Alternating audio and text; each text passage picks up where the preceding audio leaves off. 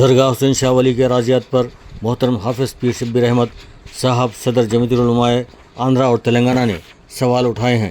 قابل احترام حافظ پیر شبیر احمد صاحب شاید یہ نہیں جانتے کہ آن جہانی چیف منسٹر آندھرا پردیش راجشیکھر ریڈی کی جانب سے جو حلف نامہ وقف اراضی کے خلاف داخل کیا گیا تھا، اس کے نتیجے میں وقف بورڈ کو سپریم کورٹ میں شکست ہوئی ہے۔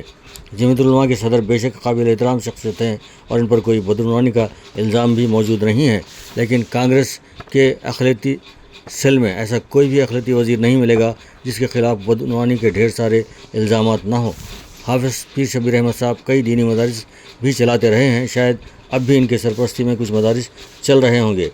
جب موصوف ریاست میں MLC تھے، انہیں حاصل شدہ فنڈز کو مسلم خواتین کی تعلیم و تربیت اور انہیں گھریلو صنعت و حرفت کے قیام میں تعاون کے لیے صرف کیا گیا ہے، جس کی مثال کانگریس پارٹی کے پورے دور حکومت میں نہیں ملتی۔ کانگریس پارٹی عموماً ایسے لوگوں کو نظر انداز کرتے ہوئے بدعنوان لوگوں کی سرپرستی کرتی ہے، بلکہ اوقافی اراضیات، مسلم نوابوں، جاگیرداروں کے اراضیات کو مال مفت دل بے رحم کی مصداق سودے بازیاں کرنے والوں کو وزارتیں دیتی ہے۔ ان تمام اقلیتی وزراء میں کوئی بھی حافظ پیر شبیر احمد کے درجے پر فائز ہونے کے قابل نظر نہیں آتا۔ اس حقیقت کی تصدیق شاید اقلیتی وزراء بھی کریں گے۔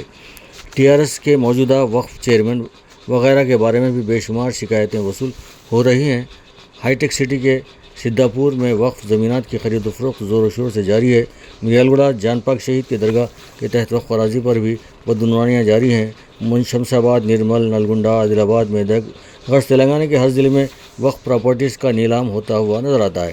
ان حالات میں شاید چیف منسٹر موجودہ چیئرمین کو انتخابی مسائل کے سبب سبکدوش خاصے نظر آتے ہیں، لیکن اس طرح کی غلطیاں مسلمانوں کو TRS سے دور کرنے کا سبب بن سکتی ہیں۔ لیکن کانگریس کے دوسرے اقلیتی لیڈرز وقف کی بدعنوانیوں پر زبان کھولتے نظر نہیں آتے، سوائے ایک دو کے، کیونکہ وہ خود بڑی بڑی بدعنوانیوں میں ملوث رہے ہوتے ہیں۔ اب رہا حسین شاہ ولی درگاہ کی وقف اراضی کا معاملہ، اس میں بھی کانگریس کے نام نہاد مسلم قائدین کی شمولیت سے انکار نہیں کیا جا سکتا۔ کیا ان قائدین نے راجشیکھر ریڈی کو مشورہ نہیں دیا کہ ایک حلف نامہ ایسا داخل کرو کہ درگاہ حسین شاہ ولی کی اراضی وقف نہیں ہے؟ چنانچہ راجشیکھر ریڈی نے حلف نامہ داخل کیا تھا کہ غلطی سے یہ اراضی وقف دکھائی گئی ہے، دراصل یہ اراضی حکومت کی ہے۔ چنانچہ اسی حلف نامے کی بنیاد پر سپریم کورٹ سے وقف بورڈ کے خلاف فیصلہ آیا ہے۔ ان حالات میں حافظ پیر شبیر صاحب یہ مطالبہ کریں کہ اگر TRS حکومت برستقدار آئے یا کانگریس وقف پراپرٹیز کی دھاندلیوں کے خلاف اعلیٰ سطحی تحقیقات TDP دور حکومت سے آج تک کروائی جائے تو بہتر ہوگا۔ یہی نہیں بلکہ کانگریس کے کسی سینئر مسلم لیڈر نے ٹیمریز کے خلاف کبھی بیان کیوں نہیں دیا؟ اس سے اندازہ ہوتا ہے کہ کانگریس کے مسلم سینئر لیڈرز کی TRS میں کہاں تک پہنچ ہے۔ دراصل اس میں بھی انہی کی سفارشی بندے اعلیٰ عہدوں پر فائز ہیں۔ ان کے خلاف اردو اخبارات بھی ایک آواز نکالتے نہیں دکھائی دیتے، اور نہ موجودہ چیئرمین وقف کے خلاف ان کی زبان سے کوئی لفظ مخالفت میں نکلتا ہے۔ ان سب باتوں پر تحقیقات ہونا چاہیے۔